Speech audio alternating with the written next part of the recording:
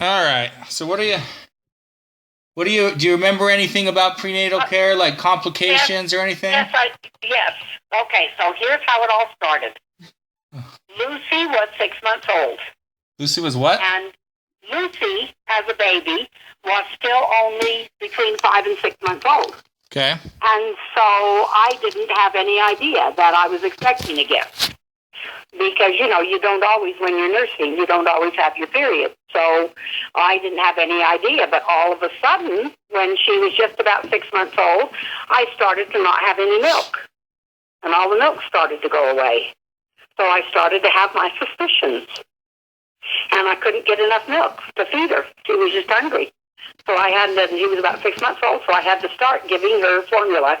And I suspected, because that's one reason sometimes some mothers can nurse right through a pregnancy, another baby, that I knew that wasn't the case with me. And it's very common also to not be the case with many women, that their milk just completely disappeared. Yeah. So of course, I waited a little bit, and then when it was the appropriate amount of time, I went to see my OB. There's a go see, my doctor, and my OB, who I just loved, and I went to see him, and he said, "Oh, yes, indeed, that is what it is, and for sure."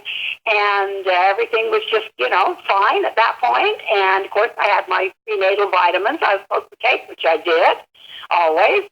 And how did they test you back then for your pregnancy? What, dear? How did they test you back then? A urine sample? What? No, they do a pelvic. They did a pelvic exam. The first appointment I went in for, they did a pelvic. Okay, and how far along with you at that point?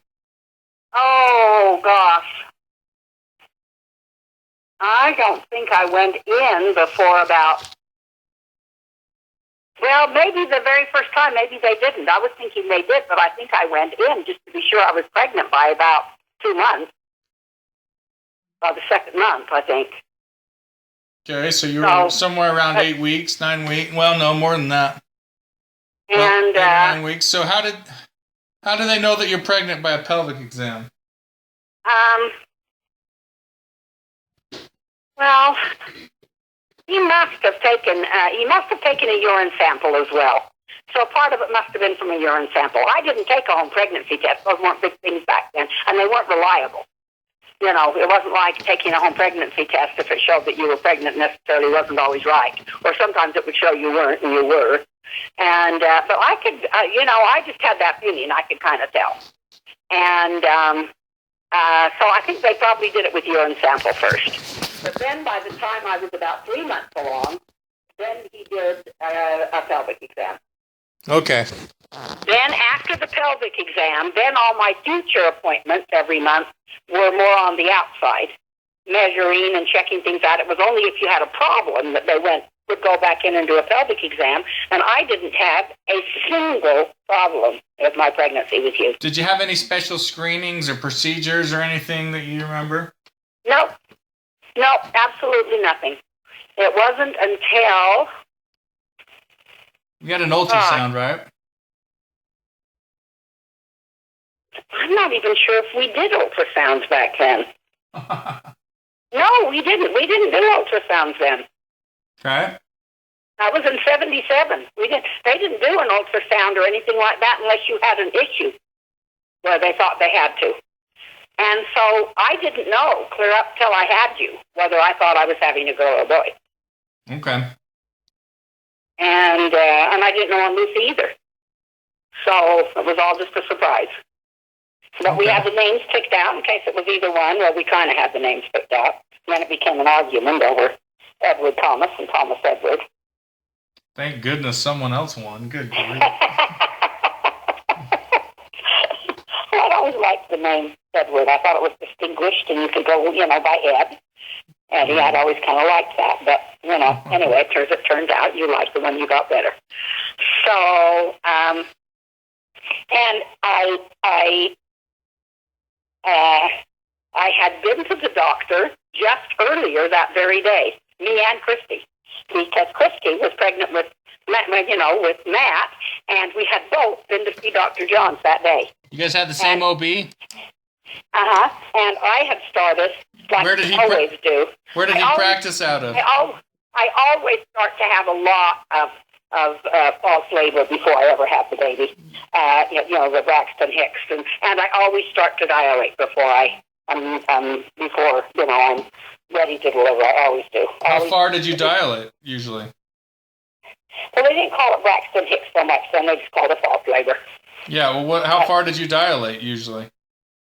I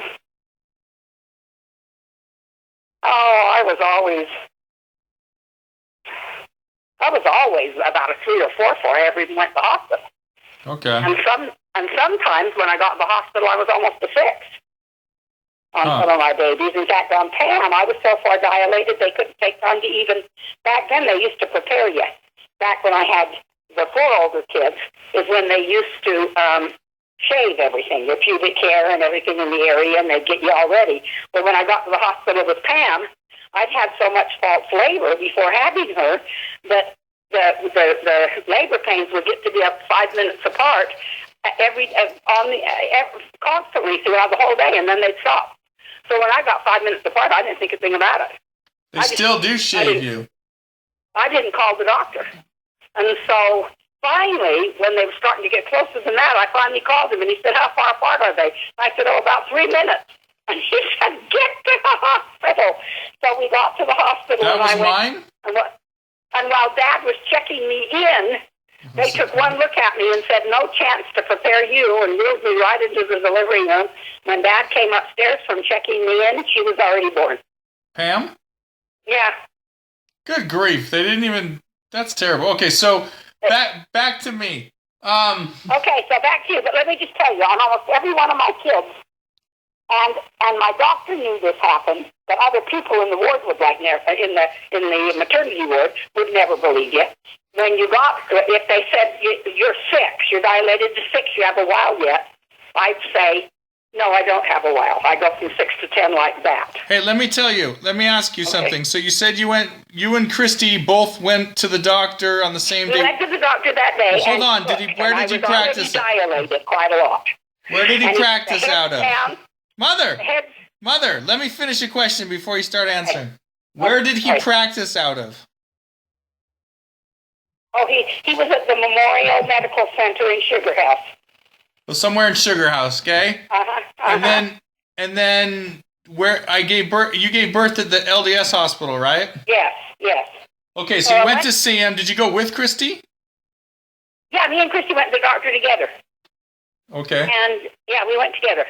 And we came home, and I was walking up the front walk, coming towards the house, because he had said to me, I was dilated considerably. I don't remember how much, but I was dilated considerably. And she said, he said, "Well, you're not going to be long. The baby's in good position, and you're dilated considerably, quite a little bit." What about Christy? And Christy was kind of the same way. Okay. I don't think she was dilated quite as far as I was, but she was. Anyway, we're walking up the walk to the front of the house, and all of a sudden I start getting this just incredible contraction that goes clear through to my back. Really hard in my back, really hurt. And I said to Christy, "Oh my gosh, that was clear into my back. That really hurt."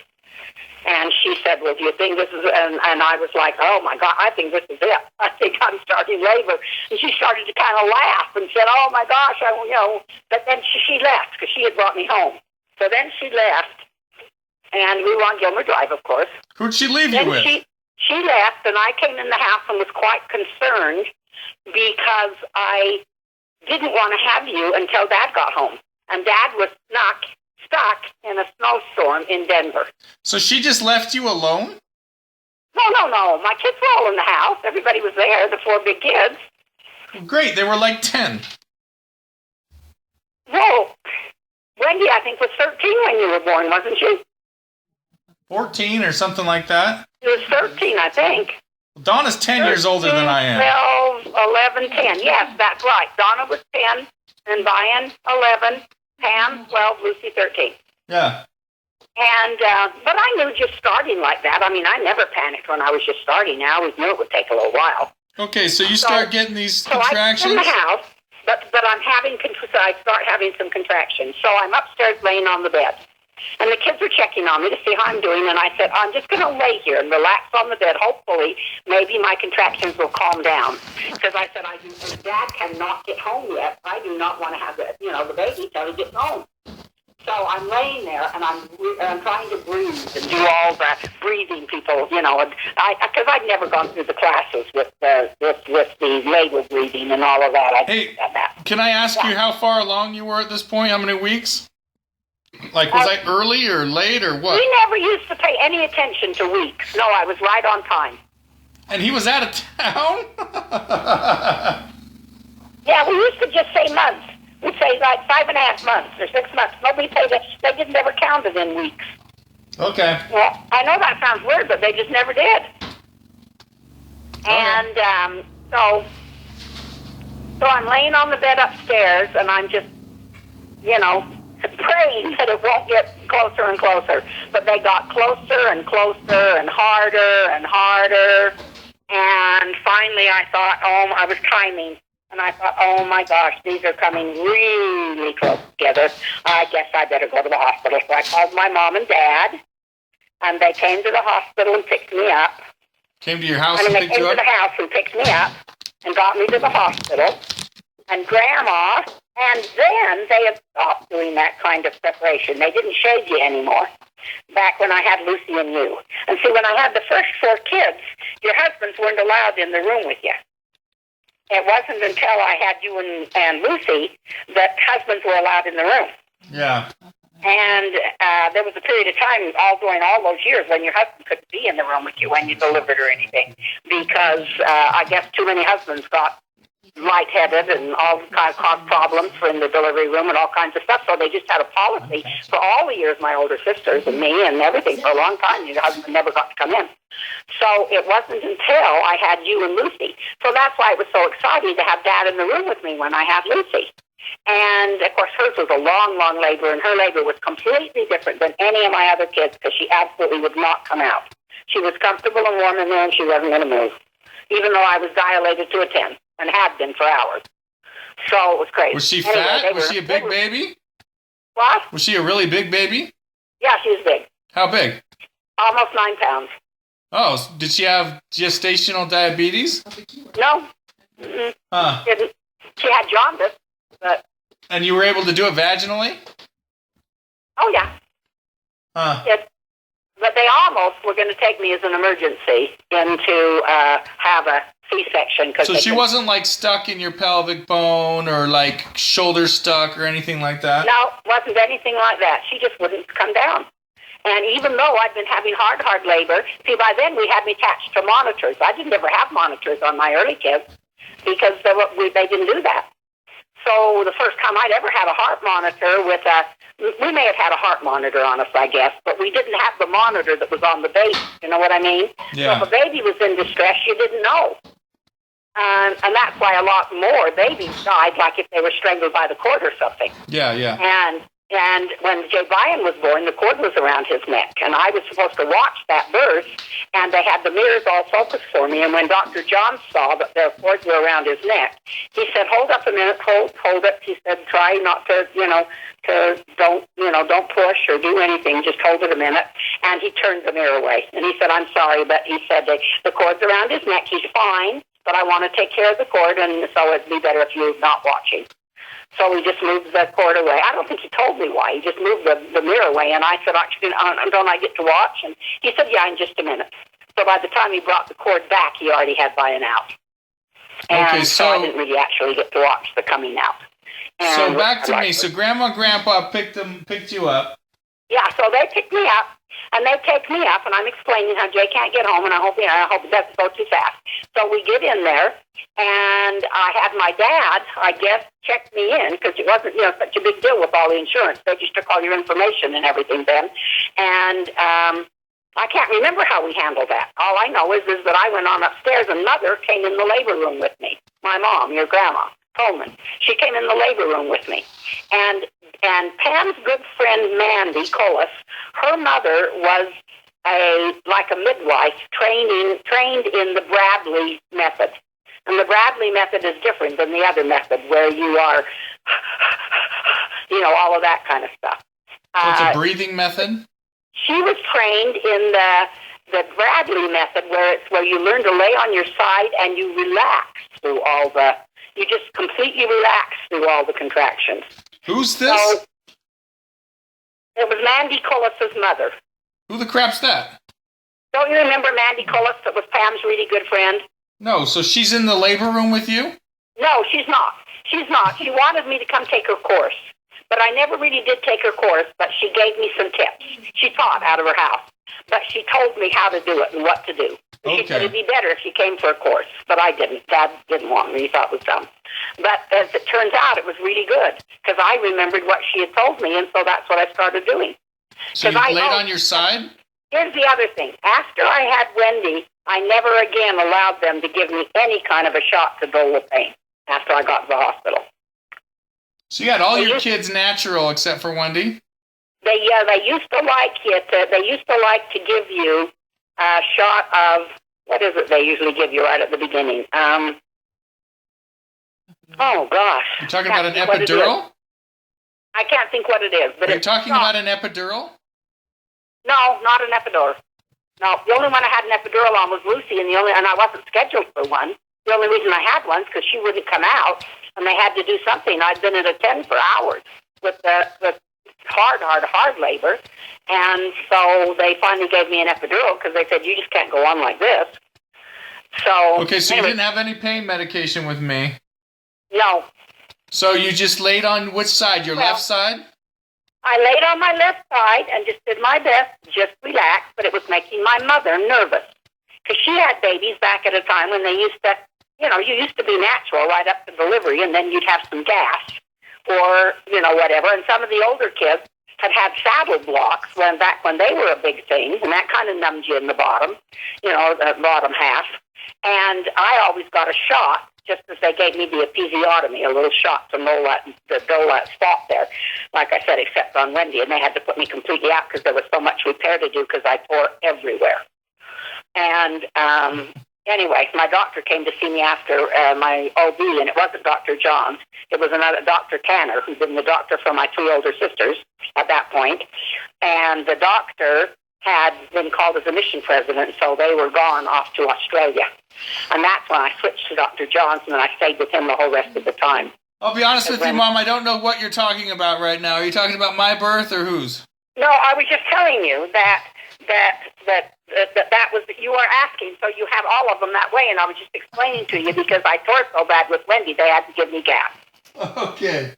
Anyway, and then as Pam was coming out, and I was watching and wanted to see the whole thing because I hadn't had anything for pain, he said, well, let's just give you a teensy touch of gas. And I don't know why they did that. They gave me just a touch, enough, but then I missed seeing her come out, and it made me mad. But then, like I said, on buy-in, they didn't. I said, I will not have any. I want to watch. And then I told you what happened there. And then, like I said, on Lucy, of course, I got to watch it all. But it was, but by then I'd had an epidural. And no gas, right? All over my sides and my ribs. They literally had doctors on each side of me pushing with all they were worth to try to help work her down. And no gas. They didn't do gas anymore then, did they? And they used to sometimes give them to people to take the edge off just as the baby came through if they thought it was going to be, a problem, something really bad or something. But I don't know that they did. I think that would probably not be very common. It's like the gas you get at the dentist's office? I guess. Interesting. Okay. Anyway. So Grandma and Grandpa got you there. You're laying on your left side. Yeah, I'm laying on my side. As the contractions come, I'm relaxing and just breathing in and, This is after you. Breath in and little breath out. And my mother, honey, they'll give you something. Why don't we get something for your pain? And I'm like, Mom, I'm okay. Really, I am. Mother, this is after or before you This is while I'm at the hospital. Yeah, let me finish the question before you answer Okay. it. This is after or before you had a pelvic exam when you got there? This is after. Oh, way after. Way after. Okay, so how far dilated were you when you got to the hospital? I think I was like a 5. Like a 5, somewhere around there. So they're saying you have a long time, but I already knew I wouldn't. So the labor did go on for a while until I finally got to a 6, and it was quite hard labor. The doctor always told me, he said, you know, you go awfully fast from 6 to 10, but you have unusually hard labor in those first ones, you know, in like the 4, 5, and 6 are really hard. Anyway, at least that's what he always said. So in the active phase from 4 to 7, it takes you a little while, but you have pretty hard contractions. Yeah, really, really hard. And then I suddenly just go wham, and I'm 9 and ready to deliver. So that's exactly what happened that day. Finally, my mother's upset that I won't have anything for pain. So I finally say to the nurse when she comes in, to my doctor when he comes in to check me, well, maybe I could have it's not an epidural, it's called what's it called? And they give you a shot down there that helps to numb you. Not just a shot for the episiotomy, but a paracervical. It's called a paracervical. And they give you a paracervical right into your cervix, so it lessens the pain.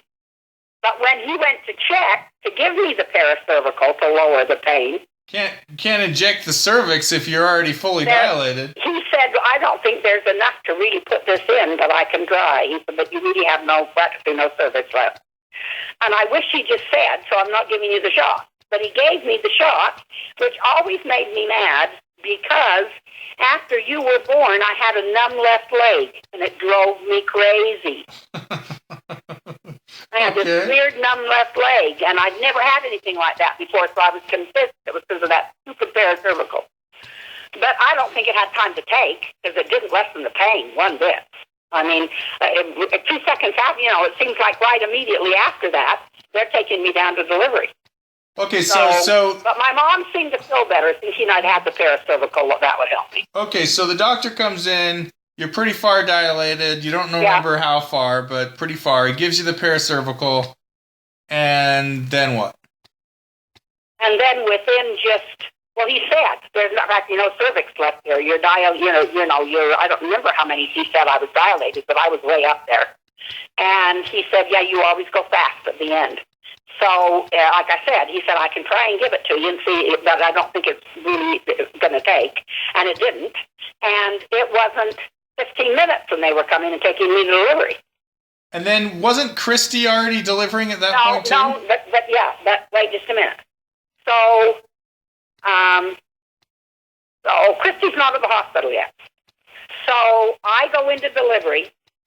And it really hasn't had time to even take. So it was a complete waste. By the time it took, if anything took at all, it was after the delivery. So I go in and I have you, and everything goes fine, except it made me really mad. I love my doctor, but he was taking forever to wash up at the sink. He'd been with some other patient, and he was taking forever to wash.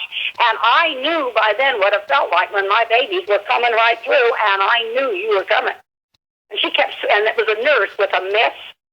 She wasn't, and it drove me crazy because they used to do the name tags different then. And it drove me nuts that some gal named Miss was saying, whatever you do, don't push. What's her name? Do not push. What? What's her name? I don't know, some nurse. She was Miss somebody. Oh, gotcha.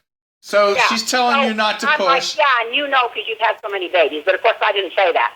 So she's saying, you can't push. So breathe. Just breathe. So I'm doing, and he's washing up at the sink, taking forever. And it's not like the pain's gone because the paracervical hadn't done a thing or had time to do anything. Yeah. And I don't think. So anyway, I am, and I start to hyperventilate because they got me doing this so long. And so I finally start to hyperventilate, so they put a sack on there and then have me breathe in the sack. By now, my doctor's finally getting over to me and saying, okay, it looks like we're good time now to push. I pushed. I think he may have given me a little shot because I always had to have a little episiotomy. I never was able to do it without an episiotomy. What kind of episiotomy did you typically have? Did they do a midline where they cut you to the side, or do they do one where they cut you towards the rectum? Down. Yeah, from the bottom of the vaginal towards the rectum. Did they never cut you all the way through to the rectum, did they? Oh, no. Oh, well, except when I tore with Wendy, I tore everywhere. And it left me with some scars coming forward with a couple of places that always get real sore and have scarring on it, scar tissue. Huh. I literally tore everywhere. And Dr. Tanner, because he's the OB I had on my first baby, on Wendy, Dr. Tanner came in to see me that following day, and he sobbed at my bedside. He said, I am so sorry. I would never let this happen to anybody. So he was in delivering another baby, and they sent me down. They wouldn't believe me, so I could tell she was coming, because they said, you were only a 6 when we checked the last time. And I said, well, I don't care. It doesn't matter. I can tell she's coming. Well, finally, this resident, doctor, finally looks at me and goes, oh, my gosh, she's going to deliver any second. So they piled me onto a cart. He should have kept me there and helped deliver me. Instead, they pile me on a cart, wheel me as fast as they can to the elevator, take me down, and an intern who was doing his very first day on his OB rotation says, well, it might make you feel better if you bear down. So I bear down. It's my first baby. What do I know? So I bear down, and she comes roaring through and rips everywhere. Just as my doctor opens the operating room door, and I can remember hearing Dr. Tanner, who was, been a bishop and everything. I remember him say, what in the hell is going on out here? No, what in the hell are you doing out here? Huh. And he was so mad, and they slapped gas on me, and that's it. Dad said I didn't come back for an hour or better. Huh. So with me, there wasn't, what would you say the total length of labor was? Oh, gosh. Well, it started in the afternoon, and I didn't deliver you till 10. Okay, and then... It was quite a while. It was quite a, that was, it was a fair amount. I would say that when I came home from my appointment and the back was starting to kill me, it was probably maybe 3, 4 in the afternoon. But in terms of complications, no real complications? No complications, and other than that darn numb leg I was left with, How long was it numb for? What, honey? How long was it numb for? I don't remember, but it was really bugs me. I mean, I was able to walk on it, and I came home the very next day, so it couldn't have been bothering me too bad. Hey, tell me, in the meantime, what happens is, just before I go into delivery, apparently, Christy gets to the hospital. Uh-huh. And so I deliver you at 10 or 10:30. God, I always knew, is it 10 or 10:30? I was told 10. I think it's 10. And Dad's not there, and I'm so disappointed. Well, he finally comes in after they've taken me out, and they've put me in, and I'm in recovery, and they say to me, we're going to take you to a room, and we're going to save the other bed in the room for your sister, because she's here, and we'll probably deliver tonight. So that was exciting to hear that Christy was there, and I thought it was so sweet. So they take me from recovery to, you were born at 10. They take me from recovery to my room. Dad gets there at 12 and says, well, I saw Christy. I could have watched her delivery. Right. He says, I could have watched her delivery. I got here in time for her. She delivered Matt at 2 in the morning. Yeah. And then we were in the same room, and the next morning, Dad brought those 2 cute white with the black spots on them, rocking horses, one for each. Yeah. I remember that. And the pediatrician came in and said, perfectly healthy babies, no reason you have to stay any longer if you want to go home, and neither of us had any insurance. Neither of you had any insurance? Because Dad had left the state in time to start to open his own business, remember? Uh-huh. He started American Services, and so as he started American Services, we didn't have any insurance. Oh, so you had to pay for it all there, huh? So yeah, okay. And neither did Christy, so it was a darn good thing we didn't have a lot of complications. So tell me, when they took me out, did they put the baby on your chest or on your stomach immediately? No, or on my stomach, on my front. They let you plop right up on my. So you got some skin to skin contact immediately. Yeah. How far between having? No, they take you. And they get anything that could be in your mouth or nose. Yeah. They kind of clean you up. They cut the cord and all that. A little bit, and then they wrap the blanket around you and they come plop you right on me. Okay, and then I'm checking out fingers and toes and kissing your face all over, and so fun. And while they still are finishing up all of the afterbirth. Okay, and then so you held me during the whole afterbirth process? Well, pretty much, I think. And then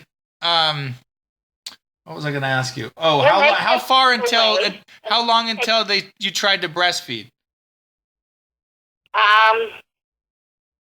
Well, I was doing it there in the hospital and thought everything was going to be fine. Oh, and by the time I'd had Lucy, they had, Lamaze classes. No, wait a minute. Lamaze is for the birth, isn't it? It's for the breathing. What's the name of the breastfeeding classes? Lactose or something? I have no idea. No, it's a society, and it's, crying out loud. They actually have ladies giving classes on it in the hospital. On how to adapt. So you got that on... How to be successful. So I actually went into the class after I had Lucy. So I'd already had all that class. So I knew exactly what to do with you. And I really enjoyed nursing Lucy, even though I only got to do it for 6 months. But I really enjoyed doing it, and I wanted to nurse you. So we come home, and I continue trying to nurse you as I'm getting sore. But you sucked really hard. Really, really hard, very strong suction, and it was getting sorer and sorer. And, I had a little bit of soreness and maybe a little bit of bleeding with Lucy, but eventually, I kept rubbing the stuff on me. It toughens up, and you're okay. And not that it didn't still hurt lots of times. Do you remember anything they taught you about how to breastfeed? I remembered everything they taught me. They asked me if I needed help. Do you remember now? I think so. Like, did you put the whole areola, the whole nipple in the baby's mouth? Yes, you try and get him to take on as much of the whole as because that lessens the amount of irritation typically, and you don't get as much pain. You don't come up with as much cracked nipples. Oh, it's the whole areola. They want the whole thing. Yeah, and whatnot. And so I was really hoping we'd be successful, and I was just loving it. But the kids at home were all mad because they all wanted to help feed you. And just like with Lucy, and I'm like, well, tough beans. I mean, you're still helping. You're helping to feed Lucy. I mean, she was only a year and a half then, and of course she held her own bottle, of course. But and so they were kind of hoping I wouldn't nurse, but I was, and it got so bad that you literally had caused a cavern all the way around my whole areola, to the point where when I went back to the doctor for the 6-week checkup, he said, he is almost detaching your entire nipple from your body. And he said, you cannot have this much blood. It's not good for the baby. So there was a lot of blood. Yeah, there was a lot of blood. Okay. And I would wash it all off and clean it up and put the stuff on and think then that we were okay. But they were so sore, and I just kept that. I couldn't get them to heal and to get any better. They're supposed to start to toughen and get better, but they weren't getting any better. So I finally just gave up. So I don't think it lasted longer than about that first 6 weeks. And then I was just bottle fed after that? Yes, but I was very sad. I was so sad. The kids were thrilled. They got to come help. My wife says that explains a lot about me. Because you have a breast fetish now. You didn't get satisfied then, huh? Maybe. So, what was my weight? Wasn't I like 8 pounds? You were 8'8". 8'8"? 8'7". 8'7", yeah, that sounds. No. Hold on. Okay. Wendy was 6'13", but she was only 6'7" when we left the hospital. She'd already lost. Okay. Pam was only 6'7" to begin with. Brian was 7'7". Donna was 8'7", and you were 8, I think. Okay. I think you either 8'1" or 8. Remember how long I was? Somewhere we've got that. It was somewhere we have that on something, because I know it has your weight. I think you were 8'1". Probably in Dad's safe that nobody can open. What about... And then Lucy was 12 and a half. Okay. So, how long was I? Oh, that's harder to remember. Yeah. I didn't have any really long babies. It's not important. Did I have any like jaundice or respiratory issues? No jaundice. No jaundice. You were perfectly healthy. The doctor, when he came the next morning to both Christy and I, and because we didn't both have the same pediatrician, though. I'd always gone to Dr. Wetzel, and she hadn't. And my older sisters had gone to Dr. Wetzel. So, but Christy wasn't going to Dr. Wetzel. And but our pediatricians both came and said, baby's in great shape if you want to go home. And the doctor said we were just fine to go. There were no complications whatsoever. So we both decided to go home that next day, right afternoon. But the part that's sad is the nurse in the hospital thought it was so cute that these two sisters were sharing the room together, and that we both had boys, and that their dad, that they had been brought these black and white cute little rocking horses. She had called Deseret News, and they were sending someone out to do a human interest story that afternoon. But nobody told us. So we went ahead and got all checked out of the hospital, and when the newspaper got there, we'd already gone. And the only reason we knew is because the nurse called us after we went home. So they didn't try and call you? No, they told us all about it, that we'd already gone home, and the paper came about 3 that afternoon. No HIPAA laws now back then, huh? Isn't that crazy? So the nurse at the hospital called us to tell us that the paper had come to do a story on it, and that it was such a shame we'd already gone home. But we were anxious to get home because we didn't have any insurance. Oh, it was the paper. It wasn't the news on the... Well, we didn't know. Nobody told us they were coming. It wasn't the TV. Surprise, so nobody had told us that she called them. Interesting. It was supposed to be a big surprise when they came for us. Huh.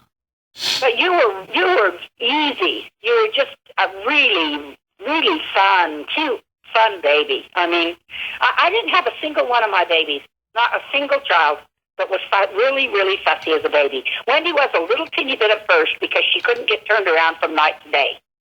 And so she wanted to sleep all day and be awake all night. And so, of course, I'm rocking her like crazy and trying to get her to sleep at night. Plus, I had no idea she wasn't getting enough nourishment. I worked so hard. I'd never had any of the... Oh, it's called the Lalici group. Lalici is the nursing group society. The Lalici Society. And so with Wendy, I'd been nursing her for 6 whole weeks, and she just always seemed to be just starving. And when I finally took her back for her checkup, Dr. Wetzel yelled at me. In fact, he made me cry. I felt so guilty. You're starving this baby! Huh. She is hungry. And I said, but everybody tells me if I give in and give her formula, then she'll never stimulate my milk to come in enough to do it. And he says, well, maybe you won't have enough milk. He says, how many times do I have to tell you? And he hit me right in the boobs and said, how many times do I have to tell you? Size is not enough. What isn't enough? Size. What does that mean? No matter how big your boobs are, doesn't mean you necessarily will have enough milk. Oh, so she was actually sucking you dry, more or less? Yeah, she was just sucking me completely dry, and then I think I felt more come in and thought it was okay, and everybody kept saying I was going to start supplementing her, but the only thing I dared supplement her with was water, because Grandma Wimmer said, you got to let them stimulate that milk coming in. You don't give them a supplement bottle, or you'll never get enough. So when I go back to the doctor at 6 weeks, she'd lost so much weight, he was just yelling at me. Huh. And then I looked like I was going to stop crying. He said, you've got to stop being a nurse. He said, you're not a nurse. You should have called me. He said, obviously, you don't have enough milk. And I said, but I keep feeling, you'd think I could produce enough. And he said, how many times do I have to tell you? Size is not enough. Hit you right in the breast. And he hit me right on the boobs. I remember, the only thing I really remember with Wetzel ever was standing in his office. I don't even remember if I knew I was getting a shot or not, but he had me standing up against like his bookshelves facing them, and I was watching some hamster go around the wheel or play in its cage, and all of a sudden I feel a prick right through my shirt. He just gave me a shot through my shirt, like I didn't even know it was coming. It's because you didn't want one. I remember looking over going, ow, what the heck? And it's like, who does that? Oh, gosh. Anyway, you were an adorable baby. You were so cute. You sure did drink. There's no way that I would ever have been able to last with enough for you, probably. Although it completely changed with Lucy. Never had enough for anybody else before. And because almost in every case, I started out trying to nurse. But then because my kids were all so little and so close together, Donna was drinking the entire bottle of water in the nursery every time they gave it to her. And she was so hungry that they finally started giving her a little bit of something in her water in the nursery. And they said, she's just starving. She's so hungry all the time. So when they bring her to me, see, what they used to have you do is you fed them water when they brought them to you. Or you started to try to nurse them. But in Donna's case, I knew that there was probably no point in even starting to try to nurse. She was drinking the full bottle of water, the whole thing. And they just couldn't get over it. They said babies never drink that full bottle. She was just slurping it down. And I didn't even have a shot to stop the milk from coming in. There just never was any. There was just never anything. Because if your milk comes in and you don't nurse, you feel a lot of pain. But none ever even came in. Huh. So, but I ended up, like I said, with Wendy, the nursing and Pam, and they took forever because I'd nurse and then I'd give formula, and then I'd, try and nurse the other side the next time and give formula. And so every feeding time took so darn long, and it really wasn't stimulating that much more milk coming in. I only got to nurse Pam for about 6 weeks, and then there just wasn't anything there. So you were short milk on all of your kids for the most part. I was, but Lucy, except for Lucy. And for some reason, with Lucy, she was just fine with the nursing. I didn't have to supplement with the thing. Except, of course, it was all different back then. When you were 6 weeks old, they let you start giving them rice cereal and pears. Gosh. Kids, you would mix the rice cereal with water, a little bit of it, a little on the runny side, and then you'd feed them pears, or you'd put the pears mixed in with the cereal, too, we often did. And that was at 6 weeks old. Can you imagine that? That's crazy. That was after their 6-week checkup. You could start giving them a little rice cereal. Yeah, that's crazy. All right. Well. Sorry, but yeah, so the delivery all went really good with you, and I was just so sad that Dad missed it. And I invited my mom or Dad to come in, but they didn't want to come in. I think they were too afraid to watch. And I told my mom, you can just come right in with me. But she said, no, I don't think I better. And I guess it was a good thing they were out there, because then Christy arrived at the hospital, so they were able to be with her. But Christy told me when she came into the room that night after her recovery, and when she came into the room, I woke up. She said, I am so mad at you. And I said, why? She said, because it's so embarrassing. She said, you didn't let out. She says, I know. Mom and Dad and everybody told me. They said, you absolutely never scream at all, ever. You never scream. And she said, she was a boob? In my head. Christy. She had Bob toss the staff down the stairs like you did to Matt and Judd later on in years. Anyway, she said, here I is, so embarrassing. Dr. Johns delivers you. You don't scream or cry or anything. And then he delivers me, and I'm screaming my head off during labor before I deliver. That's funny. Hey, let me ask you, so when you were, sitting there waiting to give birth, the doctor and all that, did they give you anything to quicken, like to help with the contractions, like Pitocin or anything like that? No. Did they give you an IV? Except on Wendy, because on Wendy, they induced me. I'm talking about just me. So on Wendy, they induced you, but on me, they didn't on Wendy, they induced me, and not on anybody else, did they? Okay, they didn't induce me. Yes, they did. They started me with Lucy, because she was 10 days over. Lucy was past my due date. Well, so even if they're not inducing you, they can still give you something to help with contractions to speed up the process. They didn't. Did they give you an IV of any fluids? No. Nothing, huh? Mm-mm.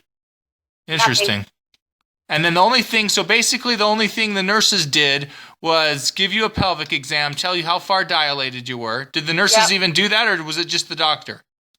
The nurse did it. Okay, and then from that, and then they hooked you up to. And then they didn't shave me because they didn't do that on Lucy or when I had. Sure. Did they hook you to a fetal monitor, heart rate monitor, with me? Oh gosh, I must have had a fetal monitor. Did it print out the paper and stuff like that, telling you when the contraction was and what the heart rate was and all that? No, none of that. None of that, huh? So you couldn't. You had no. How did you know what the heart rate was then? I didn't know. I only knew. But the only one I watched the heart rate on was Lucy, and it's because the labor went on so long, and because she wouldn't come out, and it was just hours and hours. So that's the only reason why we knew on Lucy, because they were keeping a close watch on that heart rate. So what did they hook you to then with me? Then what was the point of I don't remember being hooked to anything. I don't remember being hooked to a single thing on any of my babies except Lucy. Now, you were lying on your left side to kind of relieve the pain and whatnot, but you didn't give birth lying on your left side, did you? Oh, no. No, I wanted to give birth. According to the Bradley method, they're supposed to sit you up quite a bit. Because it's unnatural for a baby, when you're laying flat, to have to go uphill and then come out. If you're up, propped up with your back up, then the baby should come out much easier. But that had all started centuries ago in England.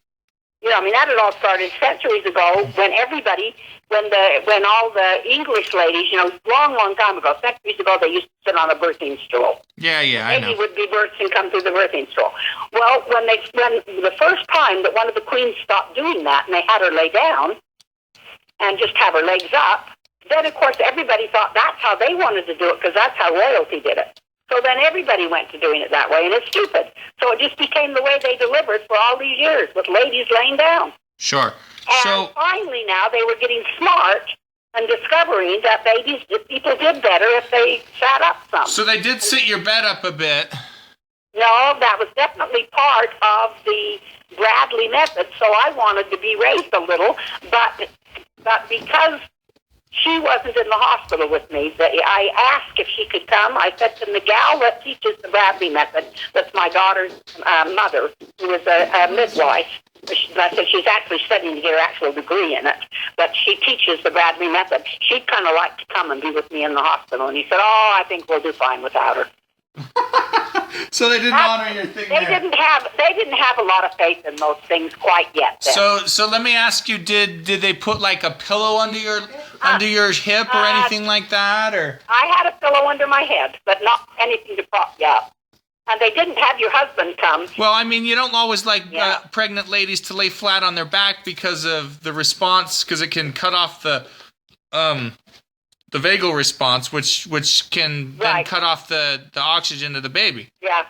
Well, I remember during labor on some of my kids when I was in the room where you first got checked in, and while they came in and shaved you, but before they were ready to take you into the labor room, when you were in these little cubbies, sort of, that had curtains between them.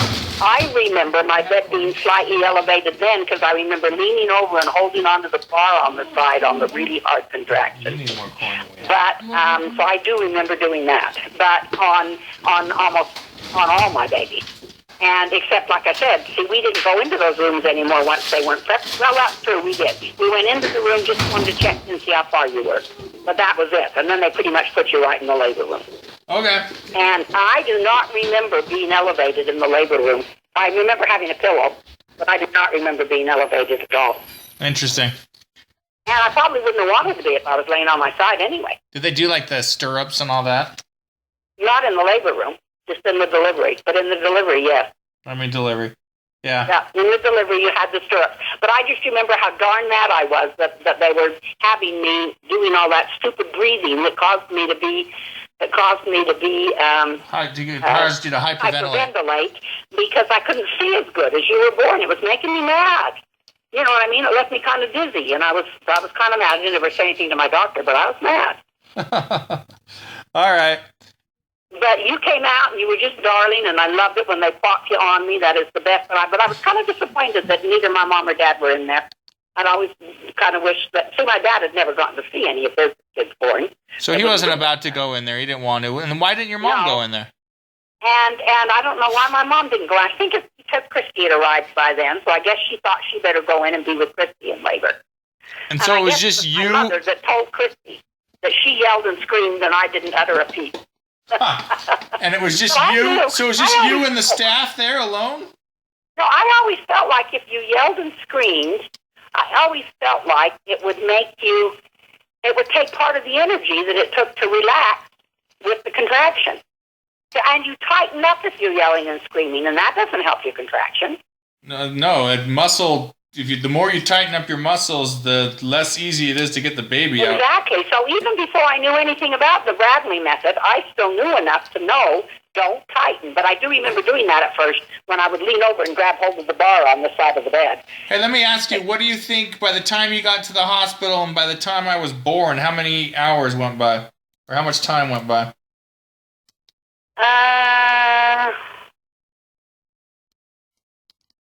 Well, by the time they came home and got me, I know I was still at the house by 5 or 6. So by the time they got me and got me to the hospital, I think I was there by about 7. And you were born at 10. I was probably there pretty close to around 7-ish, I think. So about 3 hours then. Yeah. Okay. Interesting. All right. Well, Mom, thanks for... Probably, if Dad had been on town, I probably wouldn't have left quite for the hospital even quite that soon, because I'd have probably felt quite comfortable staying home a little longer as long as he was there. But with him not there and Mom and Dad taking me, I think I just found I better leave just a little bit sooner. But, all right. Well, we kept it under an hour, Mother. Thank you. Good. Good. I remember it very, very well. Oh, this was the other thing. As I came out of the delivery room, yeah, and they have you there in your little cart by then, and they're bringing you out too. Everybody that came rushing up before they even got to my room, and he looks like a Pullman. He's a Pullman. Grandpa and Grandma, he's a Pullman. So they saw me in the hallway in between the labor room and wherever they in between the delivery room and going to my room. They didn't take me to like a nursery or anywhere first to do the. Where did the doctor do his assessment? Well, they were taking you to the nursery. But as they were taking you to the nursery, I was coming out. No, maybe you'd already come out. You'd already come out to go to the nursery. And then they were bringing me out. And as I got to the hallway, Mom and Dad were still there because they were there because Christy had come in. Huh. And so they just decided to wait there till she delivered. So they waited clear from 10 till 2 o'clock in the morning before Christy delivered, before they went back home. Interesting. Mm-hmm. And so they wouldn't have needed to because Bob was there with Christy. But I think they waited. Unless I'm mistaken, I'm quite sure they waited. And so, but that's why it made it so fun that she got to come in the room, with me. But I thought that was really nice of them, that they would save a spot in the room because they knew we were sisters. Sure. But anyway, I don't know that they'd do that if it had been a more crowded time. Probably, I had one delivery where they almost couldn't find after I was delivered, they could already find a room to put me in. And then, I finally got in a room. But on my first kids, I was in rooms with three other ladies, 2 beds on one side, 2 on the other. And I liked it. We all chatted and talked with each other. It was great. That's what I had with both Wendy and Pam and Brian and Donna. And it wasn't until you and Lucy that I was in a bed with just another bed. They were just two beds in a room. But they didn't cost anymore. They just weren't doing the 4 beds, I think, anymore. But I'm not sure. In any case, I know I only had 2 people in the room with me when I had Lucy and when I had you, me and Christy. Oh, nowadays you get your own bed. Yeah. Anyway, but it was, but like I said, you were so good and so cute and just delightful. I mean, you came home and you were happy to just eat and sleep, and you were easy. All right. All right. All right, Mother. I appreciate it. Thank you. You bet, honey. I've always been so grateful for you. Always loved you a lot. Thanks, Mom. I love you too. All right, honey. Good luck with your paper. Appreciate it. Okay, bye. Okay, honey. Bye-bye.